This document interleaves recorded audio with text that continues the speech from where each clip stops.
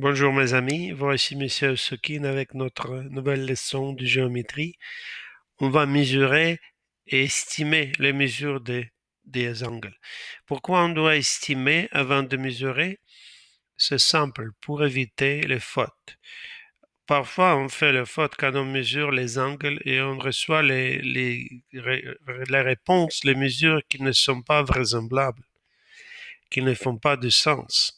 Et parfois, on fait ça parce qu'on mélange les rangées de nombres sur le rapporteur. On utilise les nombres en haut au lieu de nombres en bas. Pour éviter ça, avant de mesurer, tu dois estimer quelle est la mesure des triangles. Et on fait ça en comparaison de nos angles avec les angles qu'on connaît. Par exemple, angle droit. Tout le monde connaît l'angle droit. C'est 90 degrés. Donc, tu sais que tous les angles aigus qui sont euh, moins ouverts, qui sont plus pointus qu'un angle droit, doivent mesurer de 0 jusqu'à 90 degrés. Et tous les angles qui sont plus ouverts, tous les angles obtus, doivent mesurer de 90 jusqu'à 180 degrés. C'est vrai. Donc, regardez un angle A ici, par exemple. Est-ce que tu penses que c'est un angle aigu ou un angle obtus? Oui, c'est un angle aigu parce qu'il est plus petit qu'un angle droit. Donc, est-ce qu'il peut être 130 degrés? Non, bien sûr que non. Il doit mesurer de 0 jusqu'à 90. Regardez angle B. Est-ce que c'est aigu ou obtus? C'est obtus, bien sûr. Il est plus grand que 90 degrés. Donc, est-ce qu'il peut mesurer 10 degrés ou 30 degrés? Non, bien sûr, parce qu'il doit mesurer plus que 90 degrés. Donc, si je regarde cet angle ici, combien de degrés tu penses ça mesure?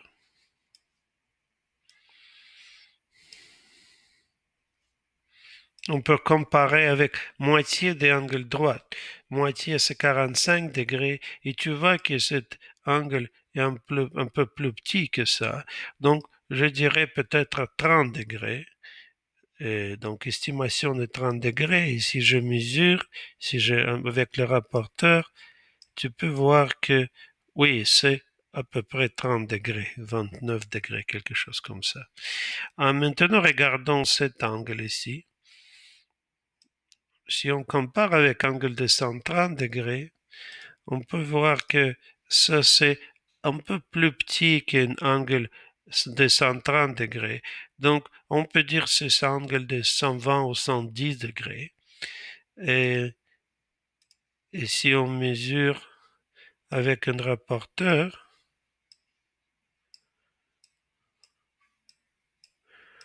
oui, on peut voir que c'est à peu près 110, entre 110 et 120 degrés.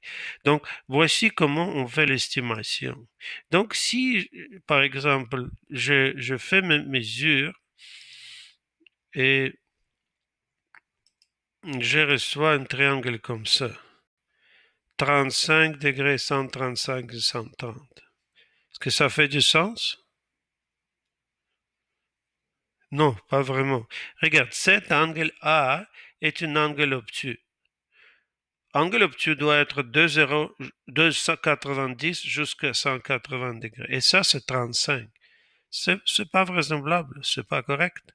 Donc, je sais que je vais pas utiliser le bon rangé sur le rapporteur. Regarde ces deux angles, 130 et 135.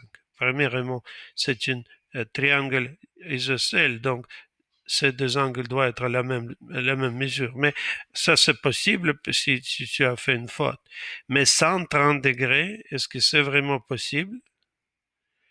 Non, c'est pas possible parce que cet angle est un angle aigu.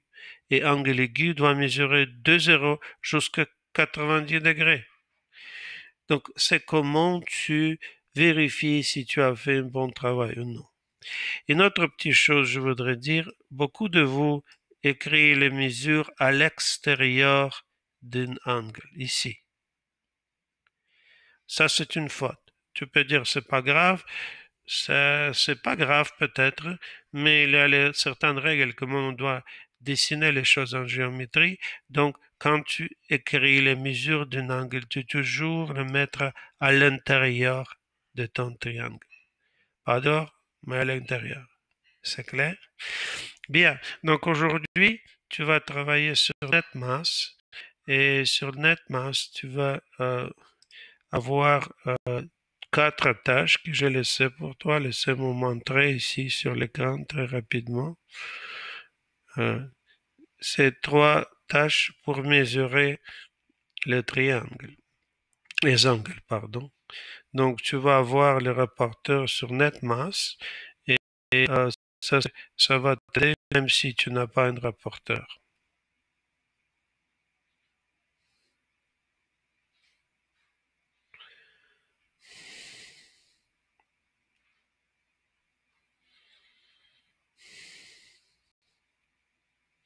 Donc, regardez, voici quatre activités que j'ai postées hier que tu dois faire aujourd'hui. Mesurer les angles, estimer et mesurer les angles en degrés, estimer la mesure d'angle aigu et obtus et comparer des angles selon leur mesure. C'est clair? Si tu as des questions, pose-moi des questions. Au revoir.